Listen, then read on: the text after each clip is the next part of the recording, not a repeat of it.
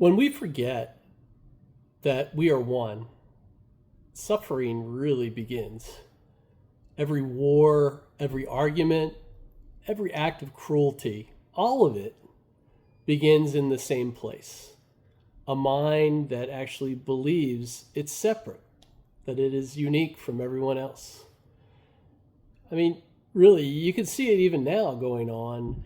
Nations that turn on each other, religions that divide people, families that stop speaking for whatever reason, and in lovers who once adored each other, now they see only blame. The human story is the story of forgetting. Forgetting that the same life that beats inside of me beats inside of you. Forgetting that beneath the surface, all things are connected. All things are life. Welcome to Presence Without Practice, where we help you find lasting peace through presence, fast and easily. And if this message resonates with you, please take a moment to like, subscribe, and share. It helps us reach more people ready to awaken. And don't forget to grab your free 5-minute HypnoPresence reset audio in the description below. It's a simple way to quiet your mind and return to peace anytime. When we forget our oneness, we stop seeing people as life. We start seeing them as forms,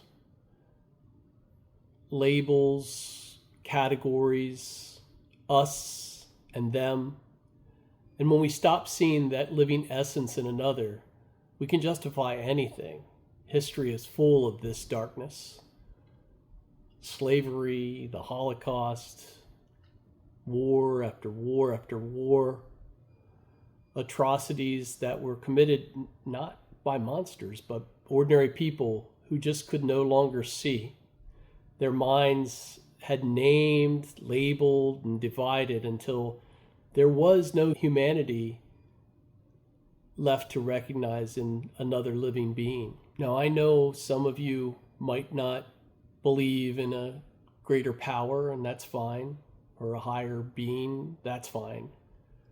But a friend of mine who is in Alcoholics Anonymous had said to me one time when we were talking about this concept, she said, our perspective is if you wake up in the morning and you're not the most important thing on earth in your mind, then you believe in some sort of higher power.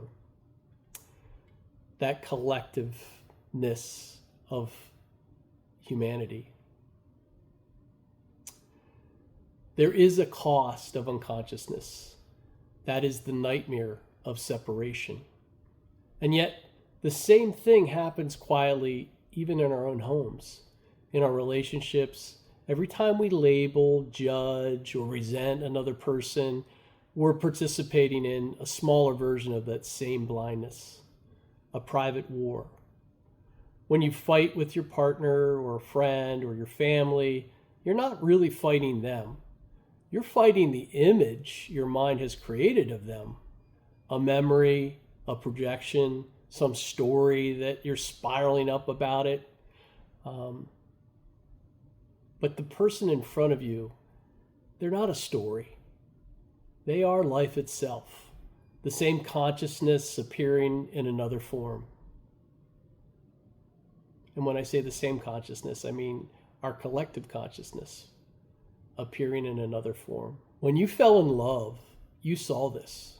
You weren't in love with a name or a body or an idea. You were in love with presence, the same life in another that lives in you. Then slowly your mind returned. It began labeling right and wrong, good and bad, should and shouldn't. It's stronger in some people than others, but it's there and it can erode relationships. And in that moment when you started profoundly labeling those people, judging them, putting forms on them, love became conditional.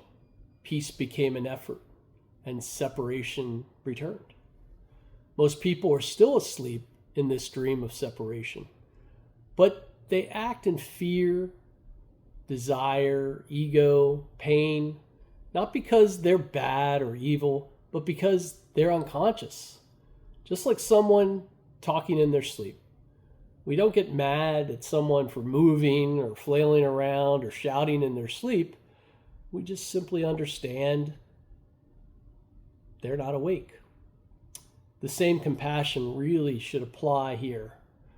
When someone lashes out, lies, or attacks, they're asleep in the dream of me and you. And the awakening response is not hatred. If you're awakened, if you are living a present life or moving towards presence, your response is understanding. It's seeing their unawareness clearly without joining in them in it or joining with them in the drama. To awaken really is just to remember that what has always been true, there is only one life expressing itself through billions of forms. So when you're present, you feel that. You don't feel put upon. The same stillness that moves through your breath moves through the trees, through the sky, through the stranger walking by you. It's all the same being, the same awareness, wearing different faces, but still the same, deep in our core. From that realization, all judgments fall away because there is no one left to judge, only life recognizing itself. This is the end of fighting, not because the world changes, but because we do. You no longer live in the noise of the mind, you live in the silence beneath that. Even as life waves crash around you, betrayals, disappointments, losses, the stillness underneath remains untouched. There will always be challenges in life. Even when you are living a very present life, there will always be challenges. When you act from that stillness, you don't react, you respond. You move not from emotion, but from wisdom. And sometimes when somebody is going on one of their rants that is unaware or unconscious or unawakened, however you want to portray it, your best response sometimes is to just stay silent, say nothing. You don't need to defend yourself because they're not hurting you. You don't need to respond because generally the only response you're going to give them just revs up the drama, like vroom, vroom, it's like kind of re-energizing it all. You don't need to agree. You don't need to be sarcastic. When you have that non-reactiveness, you move away from reacting with emotion. And like I said, you're handling it with wisdom, with understanding, with peace. And from that stillness within you, other people often begin to feel it. They sense something ancient, something real. They may not know what it is, but they recognize it as truth. There are some people that will feel very, their egoic mind will feel threatened by your stillness and peace. And they might get more angry, more annoyed, lash out more. But again, that is the waves of the ocean, and you have that peace, that depth that keeps you free from engaging in that drama. That's the power of presence. It doesn't preach, it doesn't persuade, it just simply is. And in its being, it actually does heal. If this message touched you, please like the video, subscribe, and share.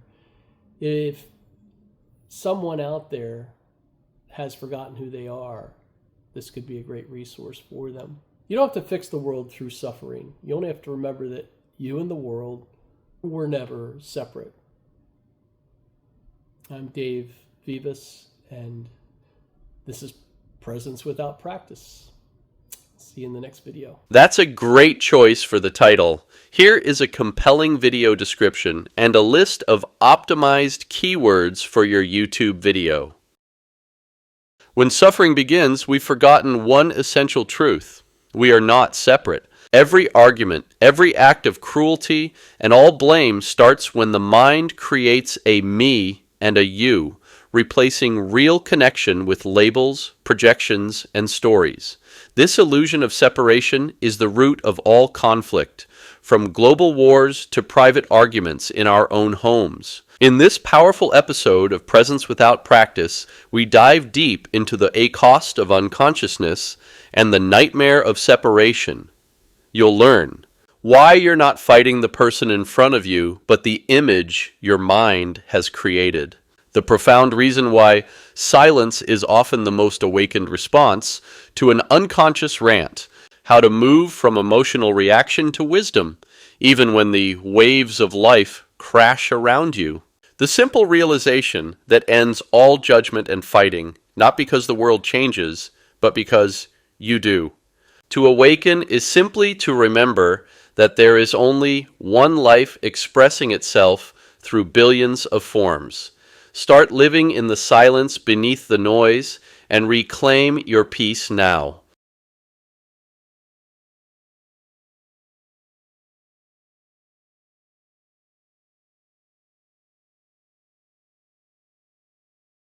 Presence, without practice, non-duality, spiritual awakening, end suffering, ego, consciousness, enlightenment, inner peace, non-reaction, handling conflict, self-help, spirituality, meditation, unity, oneness.